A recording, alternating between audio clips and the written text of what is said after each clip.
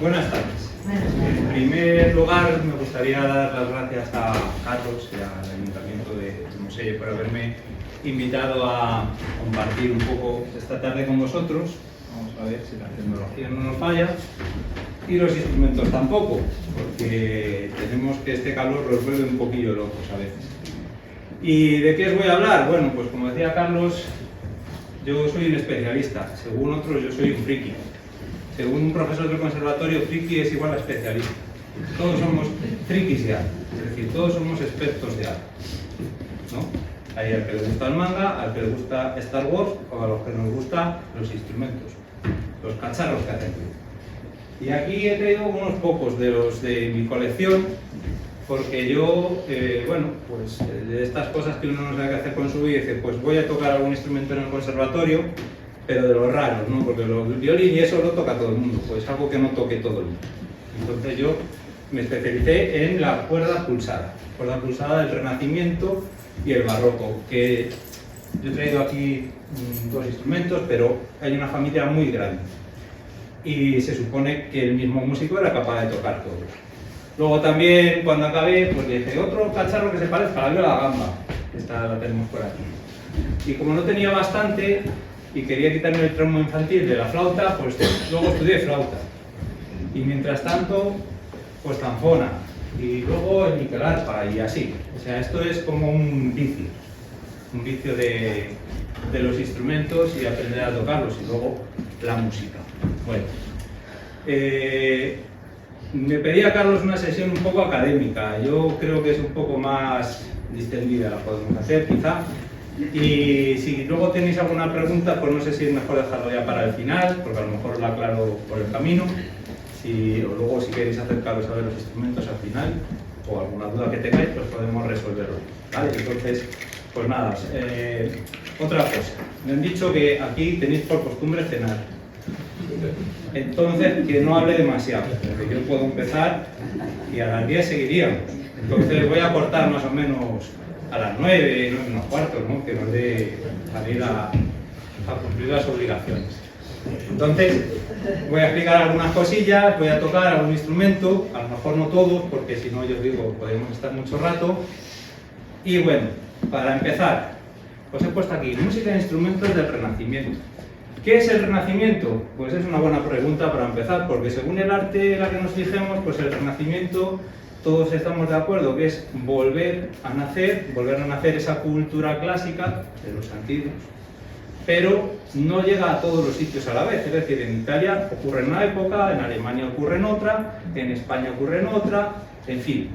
En todo el mundo se da un renacimiento, todo el mundo europeo, pero no en todos los sitios a la vez. Entonces, todos los instrumentos no están en todos los sitios y toda la música no llega a los sitios. He puesto esta pintura que tiene una gran muestra de los instrumentos del Renacimiento. Tiene una cosa curiosa, que están en manos de ángeles. Parece ser que en el arte, cuando los instrumentos están en manos de los ángeles, es que ya han pasado de moda y ya se han dejado de utilizar. Pero bueno, esta pintura es del siglo XVI y tenemos, pues como veis aquí, esto sería un salterio, una trompeta marina, el laúd, aquí tendríamos arcabuches, chirimías, más arcabuches, un organeto, es el organeto, un pequeño órgano portátil, un arpa y una viola de brazo, ¿vale? Los instrumentos que más o menos nos pueden sonar. ¿Por qué? Porque hay muchas muestras, como vamos a ver, donde aparecen los instrumentos. Bueno, ¿cómo suena la música del Renacimiento?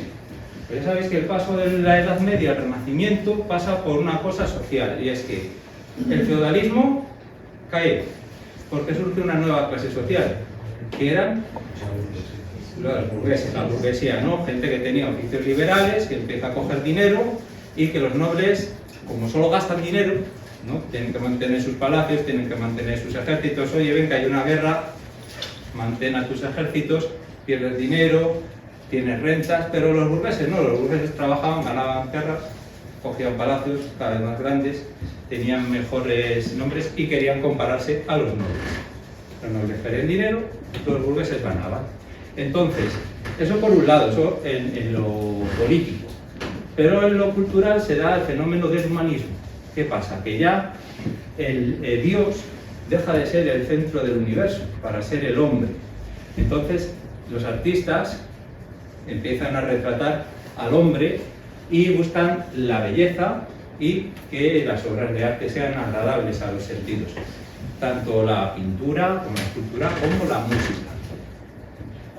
Otro hecho muy importante, que hacia 1440 Gutenberg, en Alemania, inventa la cosa más revolucionaria que hubo en muchos siglos, que es la imprenta de tipos móviles. Lo primero que hace es imprimir la Biblia, ya sabemos, empieza a distribuirse, pero llegan los venecianos con Ottaviano Petrucci, alrededor de 1501, e inventan la imprenta musical. Gracias a eso, los italianos empiezan a distribuir sus obras por toda Europa y empieza a surgir el concepto del autor. ¿Quién ha hecho eso? Ya tenemos muchos nombres de autores, de compositores que van a hacer obras. En lo musical, pues la gente empieza a tener más cultura musical. ¿Por qué? Porque los burgueses también querían equipararse culturalmente. Los nobles solían tener dinero, entonces tenían la cultura de su lado, porque la cultura era poder. ¿Quién sabía leer? Los monjes. ¿Quién estaba metido en política en la iglesia? Los monjes, los curas, entonces tenían la cultura. La cultura estaba en los monasterios, estaba en las catedrales. Entonces los burgueses empiezan a querer ser cultos. ¿Y qué implicaba eso? Pues conocer las obras de arte y, por ejemplo, en música, pues tocar un instrumento y saber bailar. ¿Se ha ido?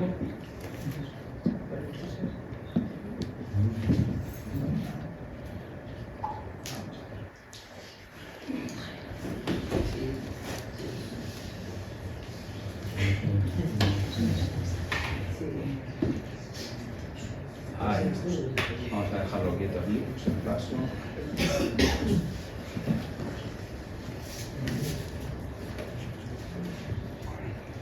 Bueno, como pasamos a este humanismo con el hombre como centro, se desarrolla la música profana.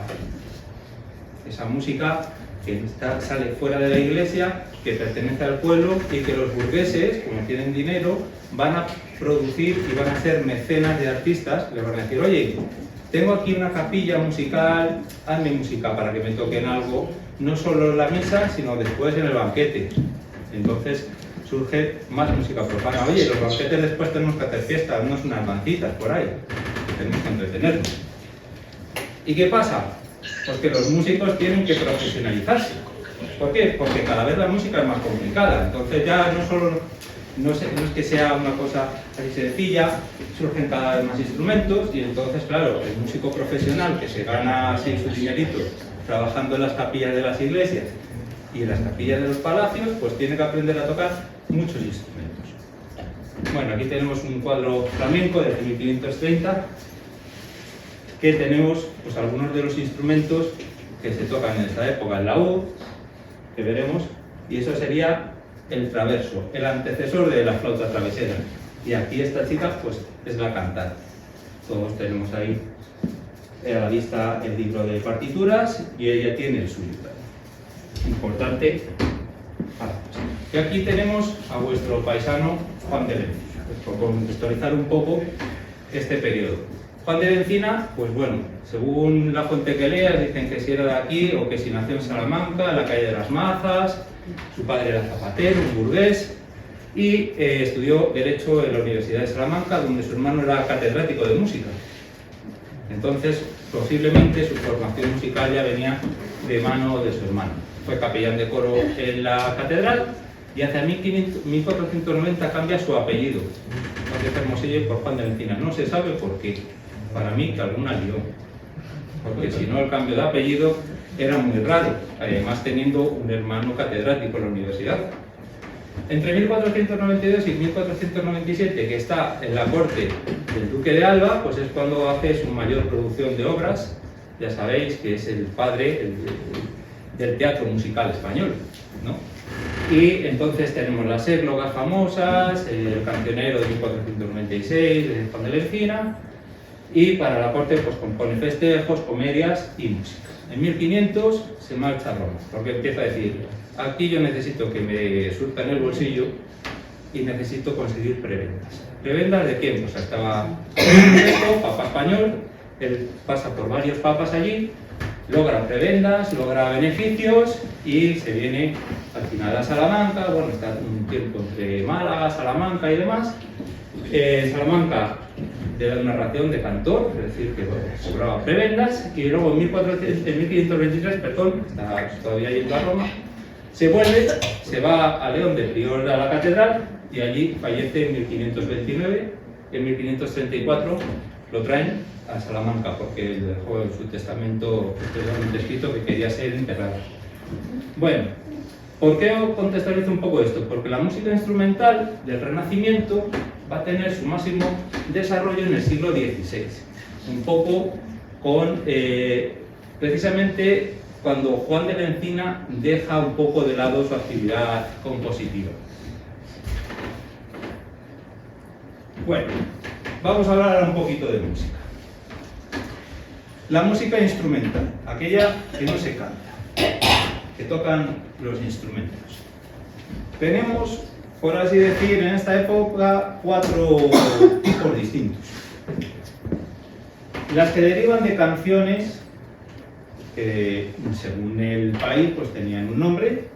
Ricercares sería la pieza instrumental, derivan del motete. El motete es una pieza normalmente a 3 voces en latín que se usaba en la iglesia, o de la canzona. La canzona deriva de la chanson, que es una canción francesa que puede ser de amor, esta no religiosa. Formas improvisadas, es decir, el músico se pone a tocar y aunque lo tenga pensado tiene que parecer que se lo está inventando. Esa era una virtud de los músicos, el saber improvisar, algo que los músicos modernos han perdido hasta llegar al jazz, que se volvió a recuperar. Entonces, en España, como somos más chulos, llamamos a estas piezas fantasías, en vez de tocatas. Luego tenemos variaciones, es decir, yo tengo una cancioncita corta que conozco y lo que hago es variarla. La reconozco, pero no es igual. Cada vuelta que le doy añado algo. Lo vemos a ser más chulos que nadie. ¿Cómo lo llamamos en España? Diferencias. Estos son los dos nombres así que nosotros. Y luego tenemos otras vinculadas a la danza. ¿Por qué? Porque en esta época es justo cuando empiezan a aparecer los primeros tratados de danza. Algo muy importante para la burguesía. Luego hablaremos un poquito. Entonces, las obras que derivan de piezas vocales pueden estar adaptadas, ser muy similares y normalmente están escritas para varias voces. ¿Qué significa esto? O que me tocan varios instrumentos, cada uno una voz, la que canta el soprano, pues le correspondería un instrumento soprano, la que corresponde al alto, pues el instrumento que tenga su tesitura, o bien que yo tenga un instrumento que sea capaz de tocar varias melodías a la vez, es decir, un instrumento de teclado o un instrumento de cuerda pulsada habitual, como son los laudes, la vihuela, el arpa. Y como decía, destacan el ricercar y la canzona. En la improvisación, como decía, una melodía, me da una melodía. Puede ser una cancioncita, por ejemplo, Guárdame las vacas, una canción muy conocida, pues de esto se hacen diferencias. Diferencias sobre Guárdame las vacas, que tiene Narváez 11 diferencias sobre ellas. Se improvisaban o te la inventabas del tirón, así. Entonces parece que están hechas a trozos. Tenemos una frase y después cambia totalmente. ¿Qué tiene que ver una con la otra? Dice, bueno, me lo estoy inventando, demasiado que lo estoy haciendo como que hacer. Las que están basadas en la variación, un tema sencillo, y lo voy ornamentando, es decir, adornando. ¿Cómo se hace esto? Pues o me la dan en notas largas y yo las hago cortas, con lo cual tengo tiempo de meter más notas entre medias, lo que llamamos la disminución o la glosa. Es decir, la glosa como un comentario. Ya decía, en España hay diferencias. Y luego las piezas de la danza, también muy basadas en la variación y sobre un esquema de bajo, que los ingleses llaman el grab. Ese bajo es algo que se repite continuamente y por arriba se van haciendo melodías variadas. Glosadas también, claro, y disminuidas. Las danzas. que es lo más interesante. Bueno, las danzas se publican normalmente en colecciones. Los editores de esta época hacen normalmente libros de danceris, que llaman. Y vienen de todo, alemán, Darfugan, Brales, de todo. Vienen para las 4 voces y es muy curioso porque nosotros vemos los libros y dicen, ya, es que no sabían imprimir, porque en un lado tengo una melodía, debajo la de otro, y en la página derecha es otras dos, y dices, pero no saben hacer la partitura bien, todos a la vez. La concepción de la música en esta época es que cada uno tocaba su melodía, el otro hacía la suya, y a mí, ¿qué más me da cuando vaya él que cuando vaya yo? No tienen eso que nosotros llevamos ahora, que tenemos que ver las cosas así verticalmente, no, ellos horizontalmente, cada uno su melodía, y ya está, 1, 2, 3 y nos vemos al final. Entonces, cuando veamos un libro antiguo de esta época, vamos a ver que lo distribuyen así. A veces incluso tienen una página del derecho y la otra girada. Muy curioso, ¿por qué? Eso se llamaban libros de mesa. O cada uno está girado como 90 grados. No había a veces mucho dinero para libros, entonces estos libros se ponían en una mesa, 2 por un lado veían su lado recto y los otros 2 por el otro lado veían el suyo. Con lo cual, con un libro nos vale para 4. Hay que ahorrar, claro. Entonces, esta gente que también era muy lista y estaba a vender, decía, bueno, mejor vender un libro, o no vendo 4, pero vendo 1. Entonces, se buscaban las triquiñuelas. Aquí tenemos algunos compositores, Tilman Susato en Amberes, Pierre Tañán, Falès y Gervais en Francia, y aparece el primer tratado de danza de Toinot Arbaud, 1588, la orquesografía. Muy curioso, este señor era un cura católico, y ya sabéis lo que pasaba con el baile de los curas, ¿verdad? Que no veían con buenos ojos eso de que la gente bailase ni se tocase. Entonces tuvo que hacer un anagrama con su nombre, llamaba Jan Taborot, y firmaba la obra como Toinot Arbaud. Entonces él nos muestra muchas danzas y una cosa muy buena que es, con cada nota nos dice el paso de danza que hay que hacer. Muy curioso, y es una de las obras que seguro que habéis oído muchas veces, piezas de las que tiene.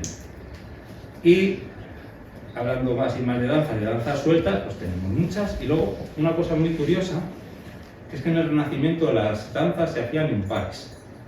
Quiero decir, no bailaba, vamos a echar un braille, no.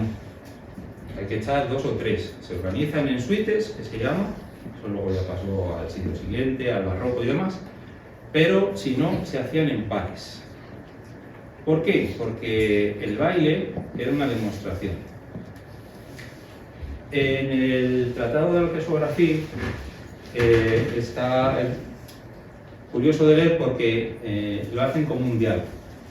En él, Capriol, que es un joven estudiante de leyes, una de las carreras de más renombre de la universidad, le pregunta algo que qué tiene que hacer para meterse ahí en la corte, ¿no? Yo quiero estar ahí, quiero hacerme famoso. Pues lo primero que tienes que hacer es saber bailar. Porque si no sabes bailar, aquí no te vas a comer un colín. Entonces, tienes que saber bailar. ¿Por qué? Porque en el baile tú vas a hablar con la hija de alguien, que va a ser alguien con dinero, que a lo mejor necesita un abogado, y te va a llamar a ti. Entonces es muy importante que sepas bailar. Bueno, organizado en pares de danzas. Una lenta, donde el caballero tiene que demostrar su caballerosidad con la dama, que suele ser la pavana. ¿Pavana de qué nombre os suena que viene? Del pavo, exactamente. Pues entonces el hombre tiene que hacer el pavo. ¿En qué pavonearse? Una danza lenta donde muestra sus habilidades para con la dama. Mientras que la gallardía, ¿no? La demuestra la segunda, es una danza rápida. Aquí tienes que demostrar que estás en forma. A ver si la panza es grande, pequeña, si saltas bien o no saltas bien. Entonces, pavana gallarda eran más típicas de Francia, saltarelo y baja danza eran más típicas de Italia. Y luego tenemos pues otros como Brasle, los canarios, ¿os suena? Pues la danza típica de Canarias, la romanesca y demás. Muchas, hay muchísimas danzas en esta. Bueno, ¿cómo sabemos de los instrumentos? Porque, claro, la madera, pues le pasa lo que le pasa. El día que no se conserva bien, se pudre y hasta luego, maricano. O sea, el instrumento desapareció. Conservamos algunos instrumentos pues, en las capillas de catedrales y algunos palacios. Se han conservado algunas. Otras se han encontrado en sitios muy inverosímiles. Por ejemplo, la flauta dulce, instrumento tan bonito, todo nos gusta tanto, ¿verdad? Sobre todo cuando tenemos un vecino en edad escolar. Pues aparecían en letrinas. Las que encontraron, las más antiguas, las han encontrado en letrinas. Y con el pico roto. O sea, que en el siglo XV y XVI les tenían el mismo asco que ahora. Porque se las cargaron. De hecho, las que hay en museos no suenan por eso. Y bueno, entonces, ¿qué es lo que más tenemos? Tratados. Tenemos tratados de instrumentos que empiezan a aparecer en el siglo XVI, el primero de 1511, de Sebastián Bach, música alemana. Martín Agrícola, que también es un seudónimo de otro cura, música instrumental alemana también. En España tenemos a Fray Juan Bermudo con su declaración de los instrumentos musicales, por donde nos habla de los instrumentos que en 1555, que publica la obra, pues estaban de moda en las cortes españolas. Y luego tenemos los tratados que hacen ciertos músicos. ¿Para qué? Para explicar cómo funciona la música. ¿A quién? ¿A los ministriles? No. Los ministriles son profesionales. ¿Cómo aprenden? Pues tocando. Los ministriles a veces no leen música, pero se lo saben todo de oído. ¿Quién tiene que aprender? ¿A quién le gusta la cultura? A los burgueses. Entonces, esta gente que se las había todas veces, si yo hago un tratado de música para un burgués que tiene pasta y lo imprimo, me lo va a comprar. Entonces van a adquirir cultura, van a aprender a tocar instrumentos, se van a cultivar y pueden presumir delante de las visitas. ¿No? Vamos a tocar, voy a tocar una piececita con la vihuela. Pues les crean tratados, colecciones, que hablaremos un poco. También tenemos muchos testimonios iconográficos, algunos os sonarán. Esto es una serie de grabados que se titula Los triunfos del emperador Maximiliano.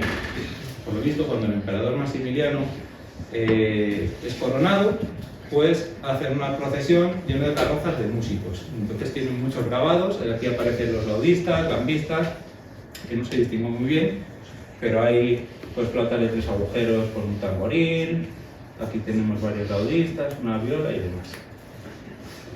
Conciertos. Estos conciertos, como veis, la ropa ahí no es de andar por casa, es la ropa elegante. Es decir, han hecho una fiestecilla y los nobles dicen, uy, pues vamos a tocar un rato, los demás bailan, y a ver lo listos que somos, porque al final, en estas reuniones, ya sabéis, ¿qué pasa? Si lo vemos todos en las películas, porque nosotros no vamos a esas fiestas, pero siempre decimos, esta lleva un vestido no sé qué, esta lleva uno no sé cuál, este va no sé cómo, dice, uy, este toca el laúd bastante bien, este es listo, este es regular. Entonces se verían un poco así. Aquí tenemos varios instrumentos, el laúd, el orfarión, la viola, aquí tenemos otra viola. Y esto es del Jardín de las Delicias, este tríptico del Bosco, que está dividido en 3 partes. ¿La habéis visto alguna vez? Está en el Museo del Prado. Esta es la parte derecha. ¿Qué parte es? ¿La conocéis alguno? El infierno. El infierno. El infierno, que es donde están todos los instrumentos musicales. En el cielo no sale ni uno, pero en el infierno han puesto todos, algunos de los que hay por aquí. Luego lo veremos así algún detallito, ¿vale? Entonces, la pintura también transmite ideas humanistas, pero también religiosas. Y veremos que hay un montón de bichos raros también. Pero bueno, ¿cómo organiza esta gente los instrumentos? Pues tienen una forma de pensar un poco diferente a nosotros, porque nosotros, ¿de qué decimos que hay instrumentos? Esto lo sabemos todos. De viento, ¿no? De cuerda y de percusión. O sea, de darles palos, de soplar o de hacer clink clink la cuerda. Y luego ya, cuando llegaron los electrófonos, pues al final pues tenemos los pianos eléctricos y eso. Bueno, pues esta gente no piensa así. Dice, esto es o tiene aire, o tiene cuerdas, o tiene un teclado. Y me da igual que sea un teclado que conecta viento, como el órgano, a que sea un instrumento de teclado con cuerda, que podría ser un clave. Nada igual, tiene teclado. Ya está, instrumentos de teclado. Y instrumentos de soplo, directo e indirecto, es decir, se sopla adentro o se sopla afuera. Por ejemplo, en un odre, como gaitas. Se sopla dentro del odre, indirectamente sale a los tubos. Y luego tenemos de cuerda. La cuerda se puede tocar o con los dedos, o con una rueda, o con un arma. Habitual. Bueno, vamos a empezar con algunos de estos instrumentos. Y como no, vamos a empezar con el instrumento que únicamente se da en España, que es la vihuela. La vihuela podría ser de dos tipos, o de mano o de arco. Es la diferencia. Esta es la vihuela de mano. Tenemos unas características y tenemos aquí una vihuela. ¿Qué sería? Un instrumento pequeñito que parece una guitarra, pero que no lo es. Dicen que no es antecesor tampoco de la guitarra, aunque si le quitamos esta cuerda se convertiría en una guitarra. O si le subimos esta cuerda medio tono, sería como una guitarra moderna, la afinación. Entonces, pero bueno, tiene una forma de 8, 6 órdenes. Los órdenes son las cuerdas, que como están en orden, la primera, la segunda, la tercera, pero se llaman así. Y pueden ser simples, como esta primera. El primer orden normalmente siempre es simple, porque la llaman la cantarela. Entonces, para hacer las melodías, es más fácil hacerlas con una cuerda que con dos. ¿Por qué les ponen dos cuerdas? Pues para que suenen el doble. Las tengo que dar a la vez, pues sonará el doble si le pongo dos. Ese es el pensamiento. Clavijero, más o menos recto, un poquito inclinado hacia atrás, y trastes de tripa. La tripa es un material que seguro que todos sabéis lo que es. Normalmente tripas de cordero o de vaca, cortadas, rectificadas, que se les gira. Y en el Renacimiento solo hay dos personas que pueden tener cuerdas. ¿Quién creéis que son? Yo pregunto mucho porque ya sabéis, como me dedico a dar clase, pues, es para ver si estáis atentos. A ver, ¿quién creéis que podría tener cuerdas en el Renacimiento? Los carniceros. Los carniceros, porque tenían los animales, pero podían hacerlas. ¿Eh? No. Los músicos, claro. ¿Quién va a tener tripa? ¿Quién va a tener cuerdas? Los músicos. ¿Y los segundos? Los barberos. ¿Por qué? Porque el barbero era el cirujano de la época. Y entonces, cada vez que hay que coser, ¿con qué se cosía? Con tripa. Como fuese momento de guerra y te localizasen que tuvieses cuerdas de tripa en casa, te encarcelaban. Se necesitaban para curar a la gente. Solo te permitían si eras músico o constructor, únicamente. Entonces, las cuerdas de tripa se han utilizado en los instrumentos pues, hasta mediados del siglo XX. ¿Qué pasa? Que tienen una serie de problemas. Es un material muerto, pero está vivo. Es un material higroscópico. ¿Qué quiere decir eso? Que hay mucha humedad, la cuerda coge humedad y empezamos a desafinar. Entonces, ya en el siglo XXI han inventado unas cuerdas sintéticas que parecen tripa de verdad, pero no lo son, que mantienen mucho mejor la afinación. Es una de las problemillas que nos estamos quitando. Y aquí tenemos, pues bueno, de uno de los libros, el segundo libro de vihuela, porque en el siglo XVI hay 7 libros de vihuela, que representa a Orfeo tocando la vihuela, curiosamente. Orfeo, que era griego, ya sabéis, los mitos antes de Cristo, pues aquí le tenemos tocando la vihuela. Es una forma de dar autoridad al instrumento. Tiene una afinación muy curiosa, que para aquellos que sepan música, bueno, esto lo sabemos todos porque todos no sabemos la escala, ¿verdad? Si contamos desde sol hasta do, hay 4 notas. Sol, la, si, do. De do a fa, do, re, mi, fa. 4 notas. De fa a la, 3. 3. ¿Vale? Nos quedamos que aquí 3. De la a re, la, si, do, re, 4. Y de re a sol, 4. Fijaros qué curioso. La tercera, esas 3 notas están en el medio. Y dices, ¿y por qué no la pones abajo y afinas con una guitarra? No, porque 3 es el número de la Trinidad. La Trinidad es Dios y Dios está en el centro. Entonces tenemos una afinación donde tenemos la tercera en el centro y las cuartas, intervalos más o menos perfectos, están al lado de Dios. Ese es el pensamiento para afinar la vihuela, para afinar el laúd de 6 órdenes o para afinar la viola da gamba. Porque todos son el mismo instrumento. Aunque lo veáis con formas distintas, es todo lo mismo.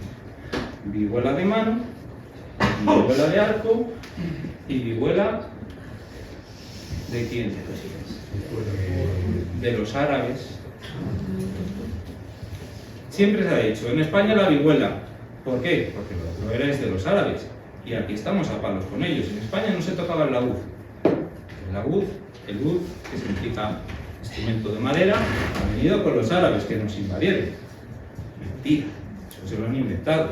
El laúd y la vihuela es el mismo instrumento con forma diferente. Se tocaba en España y se tocaba fuera de España. La vihuela no sabemos por qué, pero solo hemos encontrado órdenes de violeros, es el nombre que se da a los constructores, de violas, violeros, vihuela, pues en España.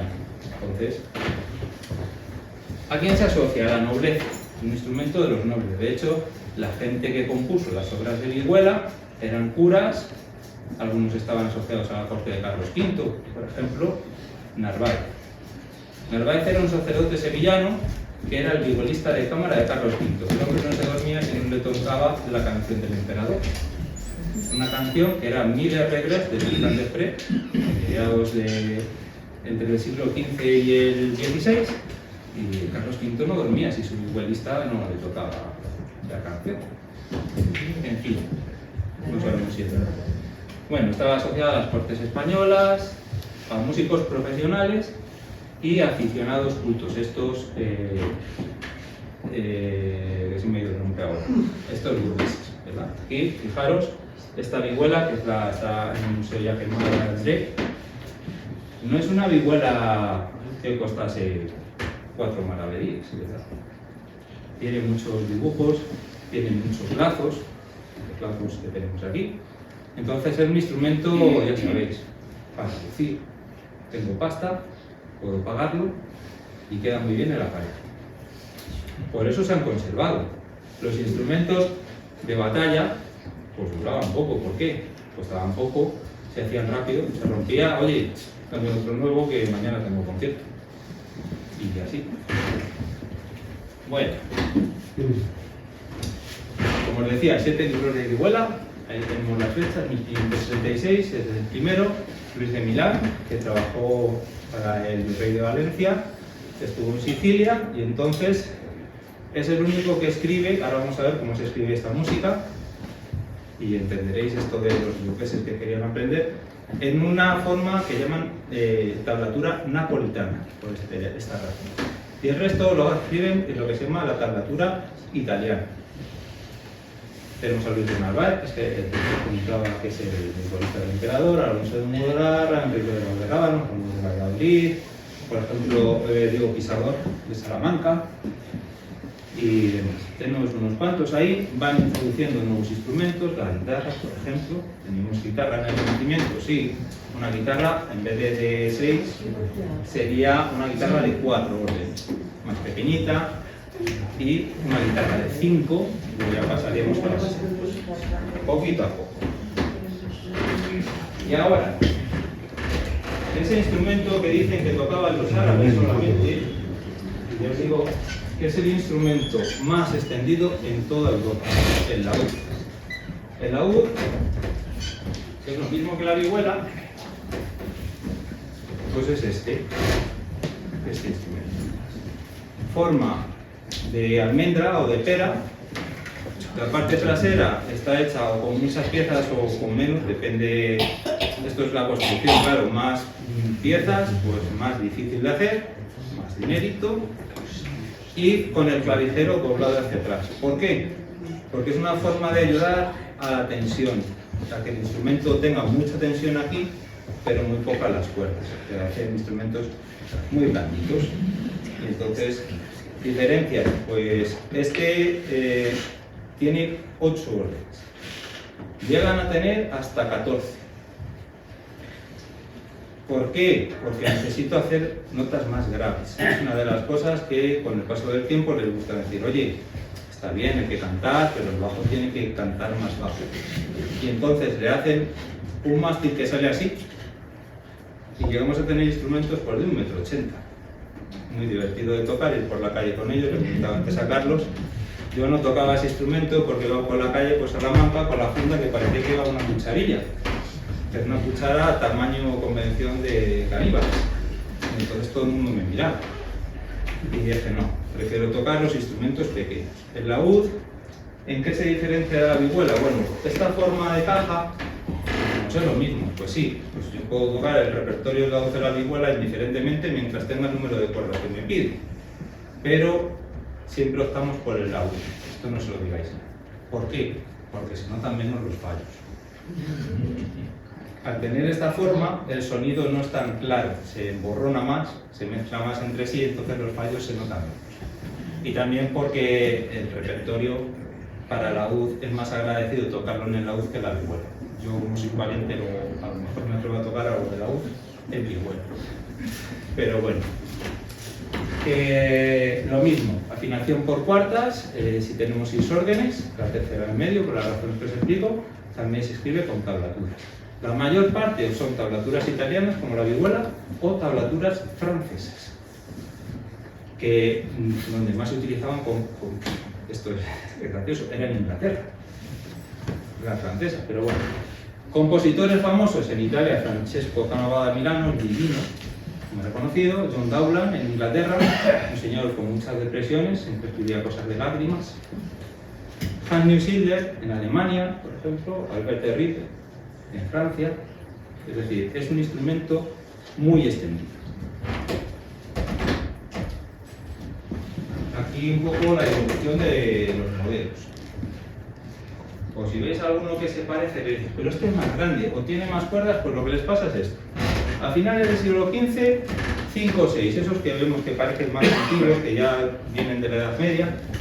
Primera mitad del siglo XVI se estandariza el laúd de 6, lo que vamos a encontrar. Luego el laúd ampliado, ya de 7 a 10, ese sería un laúd ampliado, que tiene 8 órdenes. A finales del XVI surge el archilaúd, con el doble mástil ese que os digo. Y hacia 1600 la tior, que es un laúd gigante, y os digo, algunas pueden llegar a medir incluso 2 metros. Muy divertido de llevar, muy divertido de tocar, sobre todo cuando tienes un compañero al lado y estás todo el rato para no meterse en el ojo. Tenemos aquí las tablaturas que os comentaba. Bien, si yo quiero aprender a tocar música, pero no sé música, ¿qué hago? O me busco un maestro que me enseñe y me pongo a estudiar, o me lo pones fácil. Como decía un profesor mío, el hombre es el único animal que mantiene su estado de reposo hasta que algo viene a alterarlo. Entonces, somos vagos por naturaleza, hay que ponernos las cosas fáciles. Y dijeron, pues ya está, ¿y para qué necesitamos saber música?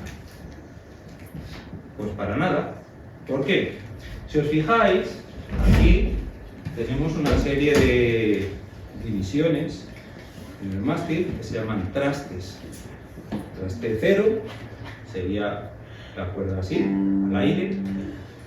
El 1, el 2, el 3, el 4, el 5, el 6, pues ya está. ¿Para qué quieres saber música? Yo te digo dónde pones el dedo, la cuerda que le das y ya está. ¿Para qué necesitas saber qué nota es?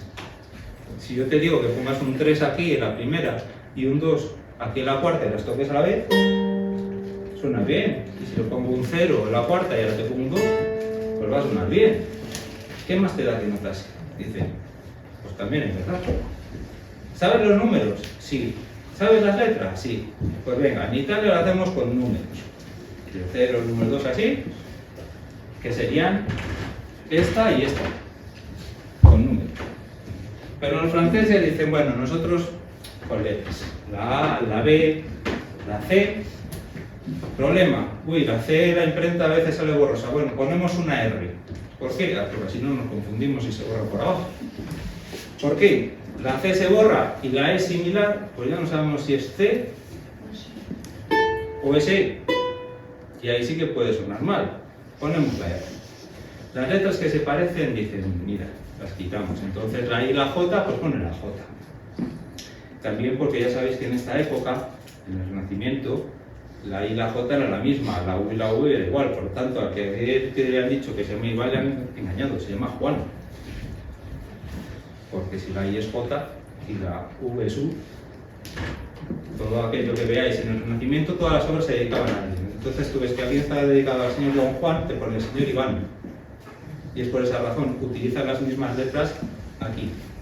Vale, entonces, tenemos la tablatura napolitana, que es la que tenemos más a la izquierda. La tablatura napolitana, si os fijáis, tenemos que ver dónde más números están más seguidos. Aquí. Entonces, la primera cuerda arriba. Es más fácil verla. Si yo tengo la vihuela así, es como si yo lo estuviese mirando así. Entonces, me lo han escrito como si yo estuviese mirando el instrumento así, o así. Como nos ponemos a veces cuando cogemos la guitarra y dices, a ver dónde piso, pues esta me queda arriba. Mientras la tablatura italiana es como si yo estuviese mirando en un espejo y tengo la primera abajo. Entonces yo como si me mirase en el espejo a ver, pues me voy a tener que la nota que va a cantar va a estar por aquí, ¿sabes? Y la francesa es con letras, pero con la cuerda aguda arriba también. Es decir, es un poco mezclado. Y así tenemos estas dos, las más habituales. Esta solo está en un libro de vihuela, pero para la piedra de gamba, igual. Es decir, todo aquello que funcione con un sistema de trastes y cuerdas va a funcionar con la tablatura. Pero algunos dicen, bueno, ¿y para los teclados? Pues igual, si tengo 12 teclas y se repiten, pues pongo 12 números y tengo unas tablaturas iguales para el teclado, incluso para el arco. También se mezcla en el mismo. Bueno, las flautas. Las flautas, este bello instrumento. Tenemos a Silvestro Vanessa da Fontego, un italiano que hace una ópera intitulada La Fontegara, donde nos explica pues, cómo hacer la música y cómo tocarla y hacer las disminuciones y las glosas, esto que os hablaba antes, de embellecer las melodías con la flauta. Esto es una regla. ¿Alguien me puede decir cuántas flautas cuento?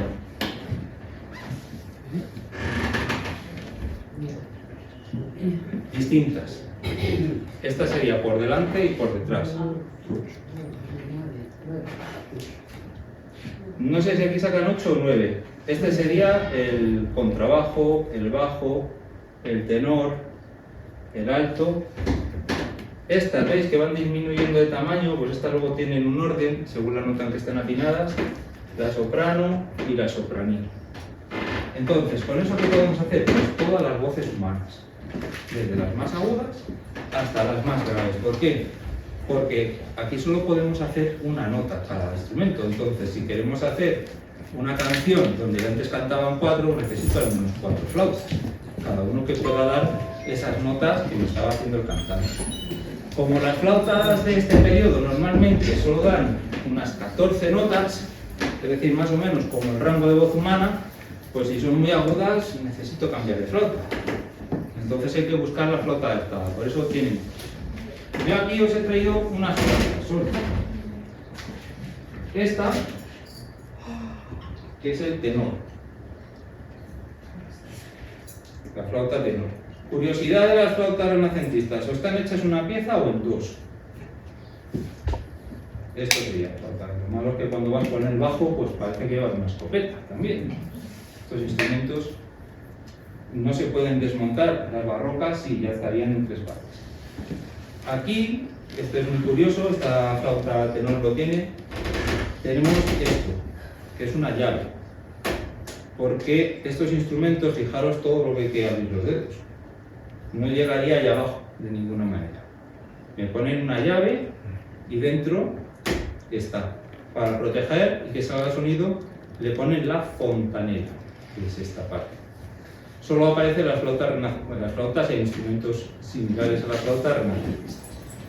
Y luego tenemos una flauta con una llave, hay algunas que tienen otras, pero si os fijáis, yo podría cogerla así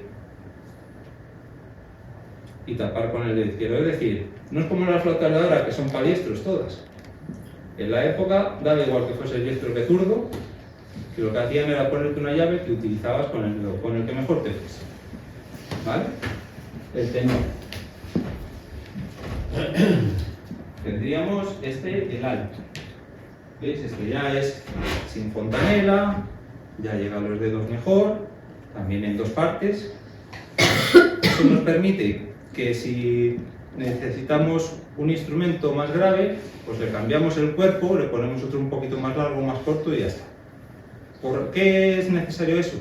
Porque cuando los músicos viajan, por ejemplo, la familia Bassano se va de Italia a Inglaterra, no afinaban los instrumentos igual, entonces necesitaban cambiarlos.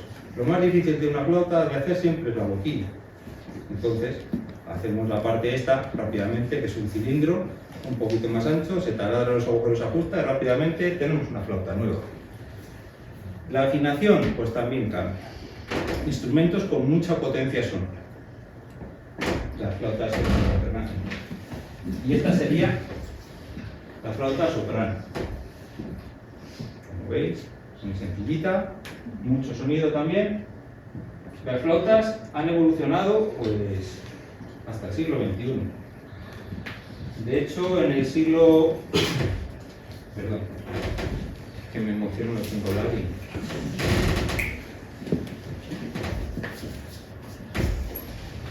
Bueno, quería comentar que en el siglo XX es la época de la historia donde más obras para flauta se han escrito que en todo el resto de la historia.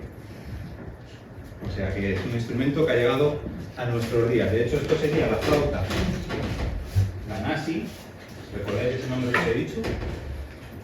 Silvestro Ganassi, pues se la conocen como flauta Ganassi, porque este señor en este tratado nos dice la digitación de la flauta, que es un poco parecida a la moderna, pero no es igual. Pues esto es la flauta moderna, la versión moderna de la flauta de Ganassi, que sería esta la más cercana en digitación. Los flautistas le dicen, ¿sabes tocar una flauta? ¿Sabes tocar todas? No. Cada flauta tiene su digitación. Y la flauta, pues el error de enseñarla en los coles es que la flauta es sencilla de hacerla sonar, pero no sencilla de que suene afinada. Es uno de los instrumentos más difíciles de afinar y de construir. Por eso hay muy pocos constructores.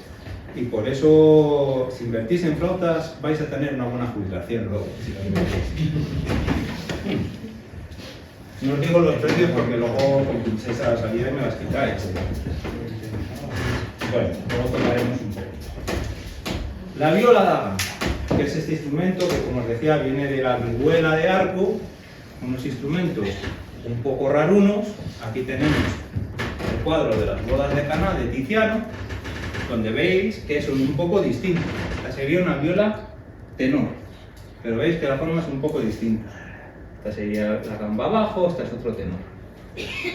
¿Qué pasa? Este instrumento no se sabe muy bien dónde surge. Hay gente que dice que en el Reino de Valencia, otros dicen que en Italia, pero no sabemos.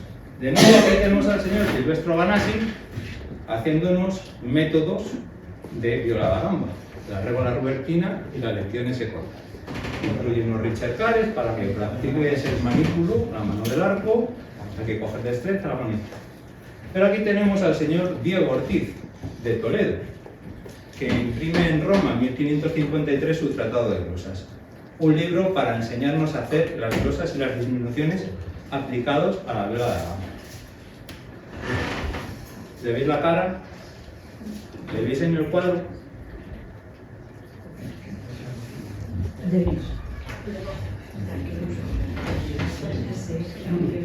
¿Le veis ahí cómo le está diciendo el otro? Pon la mano bien, que la estás poniendo mal. Este es Tiziano, el autor del cuadro. Por allí está el Veronés y otros dos pintores famosos de la época. Tiziano lo retrató tocando las violas, en este caso, y a Diego Ortiz le puso aquí enseñando a tocar. Bien, estas agrupaciones en Inglaterra las llamaban consort, que quiere decir familia. Que vamos a tocar el alto, el soprano, el tenor y el bajo de la familia, el consort. Pueden ser de flautas, pueden ser de violas, de chirimías, de los instrumentos de la misma familia. Pero claro, no existe el concepto de orquesta. ¿Qué hacen? Oye, pues tenemos que tocar unas piezas ahí y no tenemos instrumento soprano, pues coge el que haya soprano, da igual. Mientras pueda hacer la voz, me da igual lo que haya. Lo importante es que estén las cuatro voces que nos piden. Pues eso ya lo llaman los ingleses el broken chord, ya se nos rompió todo. Entonces, son estas agrupaciones, yo os digo, instrumentos normalmente de la misma familia, ¿para qué? Pues para que el timbre empaste muy bien, suene muy bien. También es muy curioso que todos, muchos instrumentos dicen que son los que mejor imitan la voz humana. Esto sí, oye, bueno, la viola es el instrumento que mejor imita la voz humana, la flauta es el instrumento, todos se quieren apuntar el tanto. Pero bueno, la cosa es que aquí el señor Diego Toledano nos enseña cómo debemos hacer las glosas. Pues a ver, si vas a tocar la melodía como está, pues la primera vez vale, pero la segunda haz algo, porque que vaya aburrimiento. Pero hay que hacerlo de esta manera, pues si la nota es un do y tú la vas a dividir en cuatro, pues que la primera y la última sean do. Porque puedes hacer do, re, mi, do, re, si, do, si, la, do, y te da chorrocientas formas de dividir el do. Si vas de do a re, pues te da otras 25 formas de ir de do a re, y así se hace un par de libros. Y luego coge unas cancioncitas y te dice, bueno, pues mira, una opción es esta, otra esta, otra esta. Tú ya vas eligiendo, y si las tocamos todas a la vez, suenan bonitas. O si lo hacemos sobre una danza, sobre esos grounds, sobre esos bajos que se repiten, pues también va a sonar así. En fin, se lo curraban para poder tener su fama y demás. Instrumentos curiosos de viento. Se llaman instrumentos de lengüeta encapsulada. ¿Por qué? Pues porque viene dentro de una cápsula. ¿Hay algún gaitero por aquí? No. Los gaiteros utilizan mucho una cosa similar a esta para estudiar, que es coger la puntera, le ponen un capuchón y soplan. Yo no sé soplar aquí porque estos instrumentos tienen mucha potencia sonora. En estos ministriles tenemos los ministriles altos y los ministriles bajos. Los instrumentos altos y los bajos. Los altos son los que suenan fuerte y los bajos los que suenan débil. Los fuertes para la calle y los bajos para la cámara, para las salas de trabajo.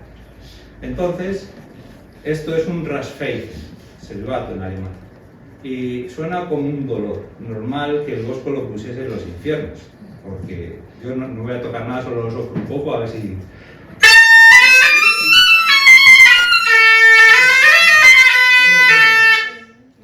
Francamente, tu vecino querrá matarte, ¿no? Es como el chiste, dice, joder, mi vecino el otro día que se enfadó, pues no me empezaba a las 5 de la mañana que quería matarme, casi que me cae el aceite en el suelo y se me rompe.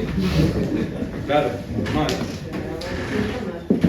Pues nada más que meter la lengüeta en esto para poder soplar. Problema, no podemos hacer graduación del sonido, siempre nos suena igual de fuerte. Y es muy difícil pues con estos instrumentos poder hacer graduaciones como lo podrías hacer si lo colocases sin cápsula. Bien, otro de ellos pues es este muy curioso que se llama corcho. Y lo vemos así y parece un tubito, pero en realidad es un tubo doblado sobre sí mismo. Lo que pasa es que no lo vemos hasta que no le quitamos el tapón. No sé si se aprende de ahí, que son dos tubos. Bueno, este instrumento fue evolucionando en lo que llamaron luego el bajón. Bajón, bajoncillo, había una familia entera con todas las voces y después lo llamaron fagot. qué? Son tubos doblados para conseguir sonidos graves. Lengüeta encapsulada, ya tenemos los protectores y un sonido un poco más agradable porque este es más grave. Bueno, un poco más, pero no mucho. Siempre dicen que suena el pato. ¿Puedo tocar el pato? Digo, bueno. Tiene un sonido no muy fuerte, este es más agradable, si es más para la cámara, pero llegamos ahora a otro que es muy curioso, que son estos instrumentos que en España, ¿por qué no vamos a bautizar y ponerle montes a todo el mundo? Pues esto que se llama cromorno, en España lo llaman horno, o mejor, bastón. Estos son en España conocidos como los bastones. Lo mismo. Una lengüeta encapsulada y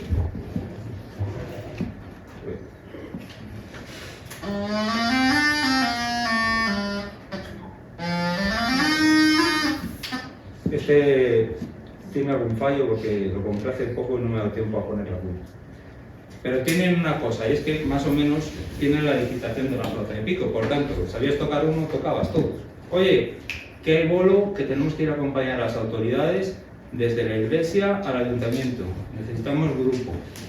¿Qué tocas? Yo tengo la chirimía, yo tengo el sacabuche, venga para allá. Somos 5 que podemos hacerlo. Instrumentos altos. Oye, haré que tocar en el palacio, que viene el baile. Bueno, pues coge los instrumentos bajos. Pues para la calle cojo el silbato y para la cámara cojo la flauta. Y ya está. Había que ganarse a las perras, que eran profesionales. Como veis, tenemos también la familia. La zanfona, ese bello instrumento que aparece aquí y aparece aquí. Yo os digo, esto es un detalle de los instrumentos del infierno del bosque. La zanfona es un instrumento del demonio. Realmente, Alberto antes escuchó cómo le ponía los algodones, el pobre ha tenido el valor aquí de aguantar, ¿verdad? Chirriando. Y está asociado un poco con la muerte. Es un instrumento que cuesta mucho de ajustar. ¿Por qué? Porque tiene muchas cuerdas y muchas piezas. Entonces, es uno de los instrumentos más curiosos. ¿Por qué? Porque es rueda frotada con rueda. No es con un árbol. Yo tengo aquí una rueda, que es esta, conectada a una manivela, que va girando. Cada vez que pongo una cuerda, pues suena. Realmente es como una gaita de rueda.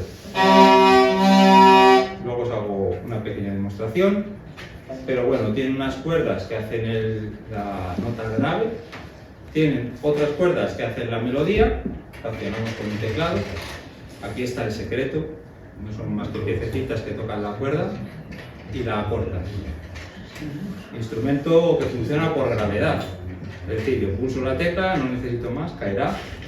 Y luego, es muy curioso porque este es el primer cuadro donde vemos que se incorpora la novedad, que es un bordón agudo, que es este,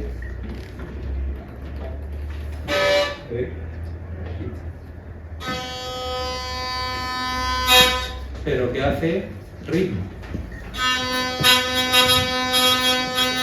Yo puedo tener mi tamborcito aquí, puedo hacer una nota base, puedo hacer una melodía y puedo hacer un ritmo. Con lo cual, como dicen algunos instrumentistas, es el sintetizador de la Edad Media. Podría hacer varios sonidos a la vez. Y curiosamente es un instrumento que se asocia a mendigos, a pobres y a ciegos. Que ha llegado esto hasta, en España por ejemplo, hasta la creación de la ONCE. El último ciego trombonista que hubo en España murió en 1947. Es un instrumento que se ha utilizado siempre asociado a la mendicidad y a los ciegos, salvo 50 años en Francia, que fueron en el siglo XVIII, la corte de Luis XV. Se escribieron más de 200 obras por los compositores para este instrumento. Ha sido su época de máximo esplendor. Pero solo en Francia, en el resto de países, pues mendigos y ciegos. Que digo yo, que con lo difícil que es ajustar este instrumento viendo, como para encima no ver. Solo para colocarle el algodón ya tiene un riesgo. Bueno, por este mal sonido, pues se ha asociado siempre a la muerte y al infierno. Y luego tenemos esta curiosa viola que siempre se asocia a la zanfona, porque bueno, como tiene teclado, esto es un fresco que está en Italia, en Padua, si no me equivoco, de Bartolo di Taddeo, se llama el pintor. Entonces ya nos representa un ángel tocando este instrumento, que es el arpa, o en este caso le llaman viola de amor a teclas. ¿Por qué? Porque tiene cuerdas simpáticas. Es un instrumento muy curioso que ha llegado a la actualidad y donde más se conserva es en Suecia. De hecho, es su instrumento nacional. El instrumento nacional sueco. Sale en las monedas, perdón, en los billetes de 20 coronas, creo que son. ¿Los de 20 o los de 50? El modelo antiguo. Es un modelo ya evolucionado.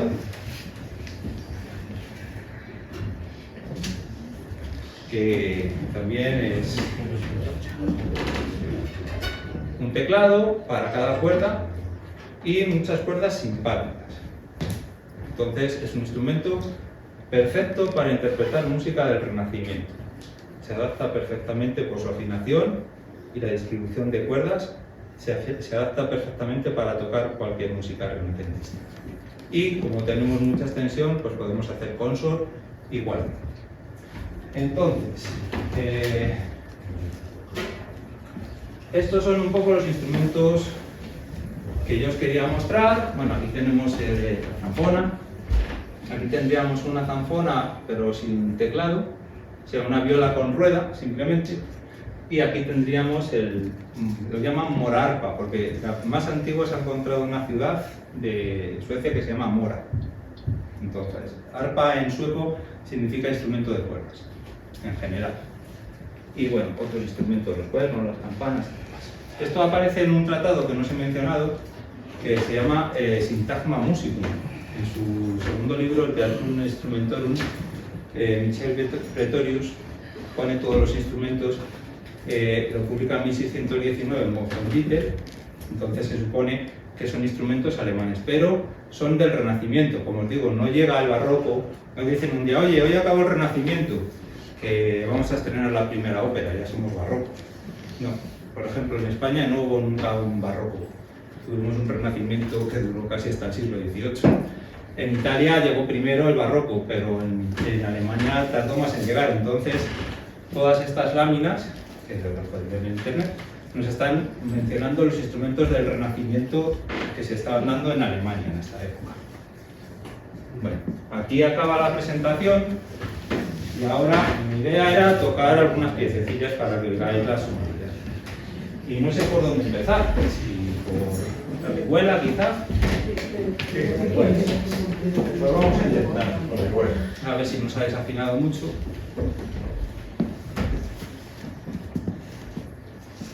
Más que nada porque van a llegar a las 9 y ahí se afina. Bien, pues os había preparado por aquí una pieza del libro del primer... Bueno, había preparado varias, por aquello de no entretener mucho. De Luis del Milán, que es el primer vihuelista que publica un libro.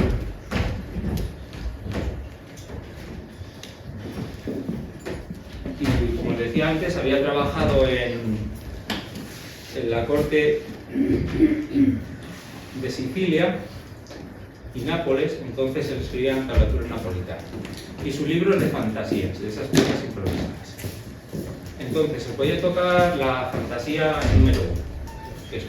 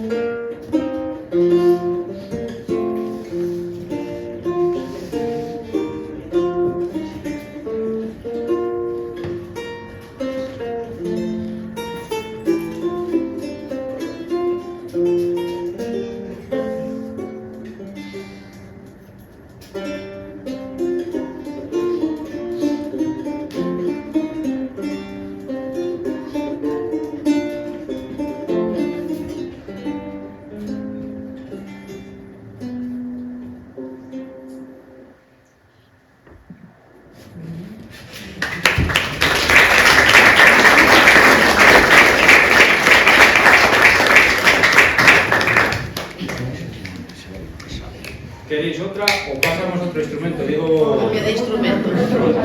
Venga. Todos no, porque si no, no acabamos. La zanfona. Bueno.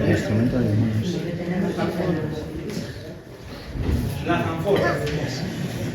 Para esta no vamos a necesitar la partitura. Bueno, como os decía, vamos a ver cómo está. Este instrumento, el problema es que con la variación de temperatura las cuerdas se mueven mucho. Entonces vamos a ver cómo está. Vamos a pegar un repaso con el afinador que va a ser más rápido.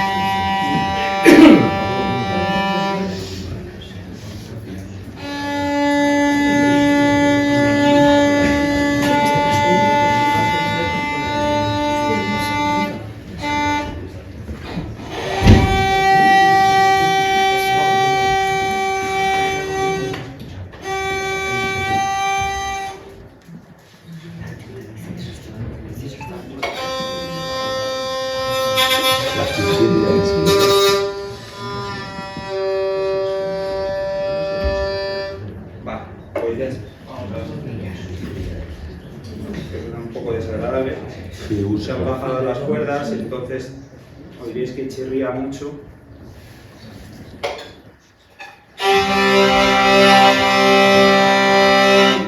Bueno, voy a tocar una dancita de estas de Toino Tarbo, si alguien quiere bailar. En un sitio, un bransle, se llama el bransle de los caballos. Seguramente os suena porque es muy habitual de mercados medievales y cosas así.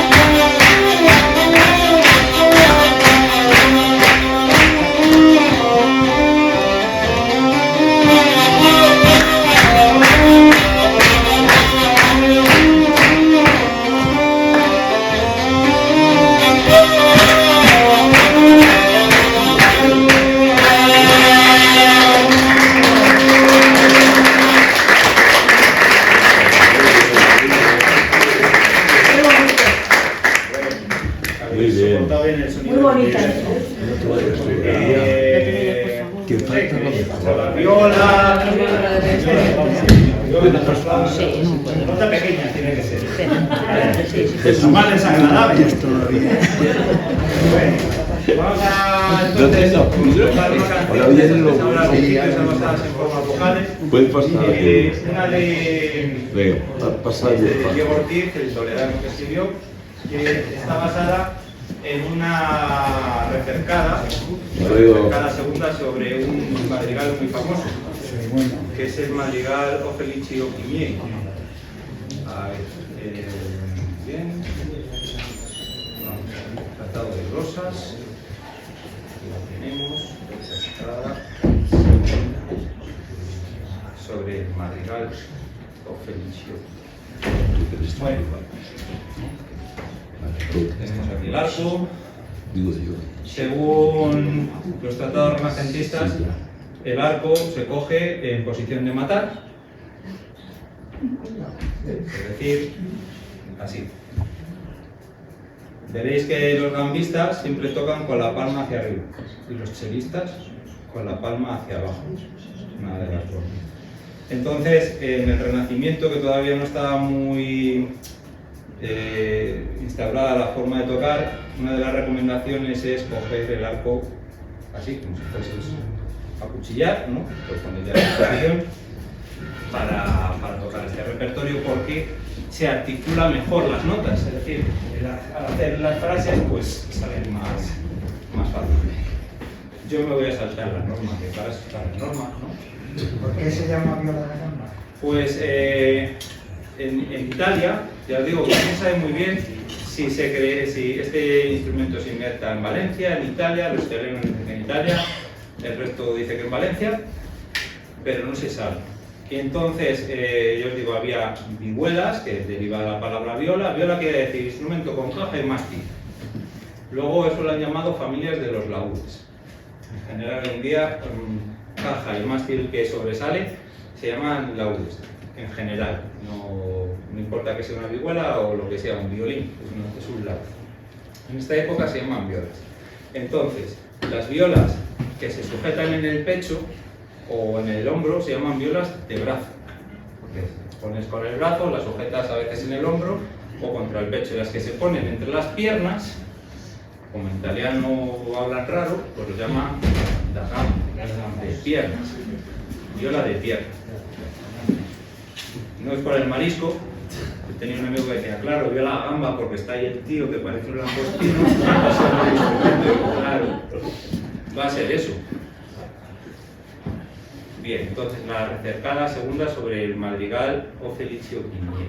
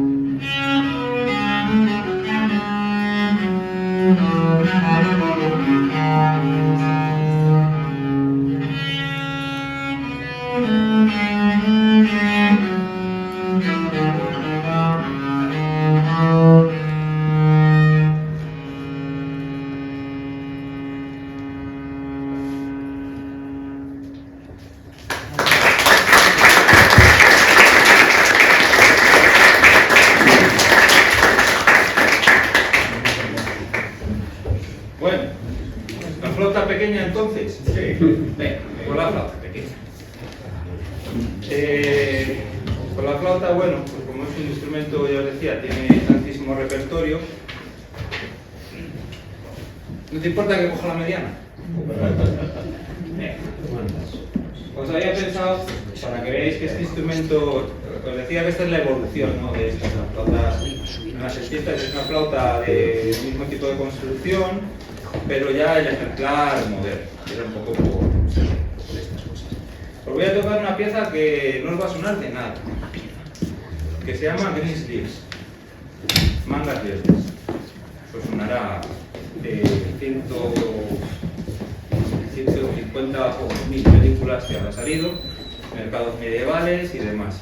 Es una canción que se supone que es del Renacimiento inglés, pero que se hizo muy famosa, incluso en el siglo XVII pues publicaban todavía esta canción con sus variaciones y demás.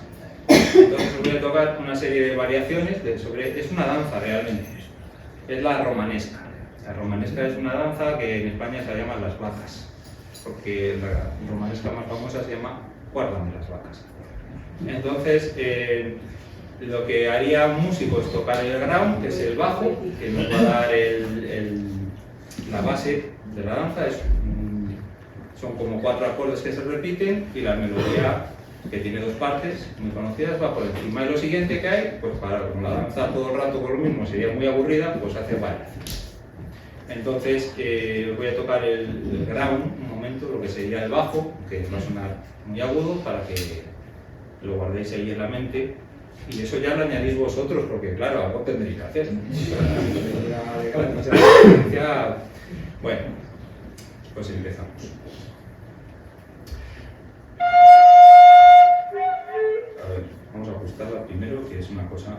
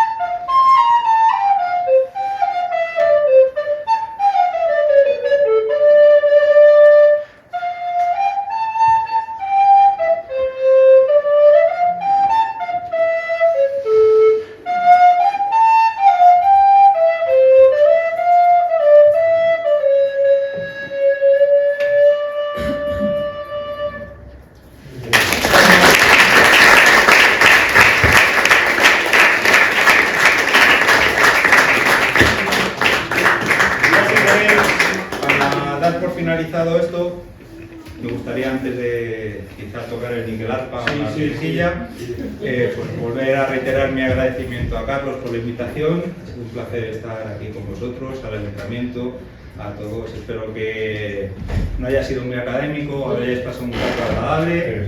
Todas las preguntas que queréis hacer, pero las podéis hacer ahora, podéis ver los instrumentos, tocarlos, ¿no? Que los lleváis, que ya os conozco y os resuelvo todas las dudas. De nuevo, he pasado estupendamente el día de hoy, se come fantástico aquí, habrá que repetir. Veremos el vino que me llevo, a ver qué tal está, supongo que igual de bueno.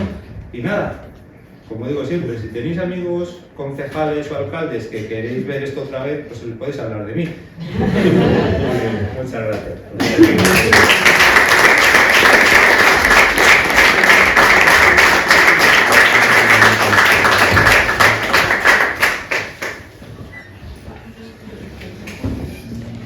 Bueno, para finalizar, pues este instrumento que yo os digo que ha llegado hasta el día de hoy. De hecho, en España somos ya, creo que 15 los que lo tocamos. En serio. Es un dato, a lo mejor os suena, de Ana Alcaide, que es la intérprete más conocida en España. Pero bueno, la Asociación Ibérica de la Zanfona lleva desde el año 1994 impartiendo cursos de zanfona, níquel arpa, canto y demás. Entonces nos congregamos allí una vez al año a hacer cosas frikis, con instrumentos frikis. Y nada, a todos aquellos que os guste la música antigua y demás, pues os invitaría a que pasaseis alguna vez por allí. En Francia es muy habitual, en unas fechas variables, pero siempre cae el 14 de abril, siempre es un día que se celebra el Festival de Saint-Chartier.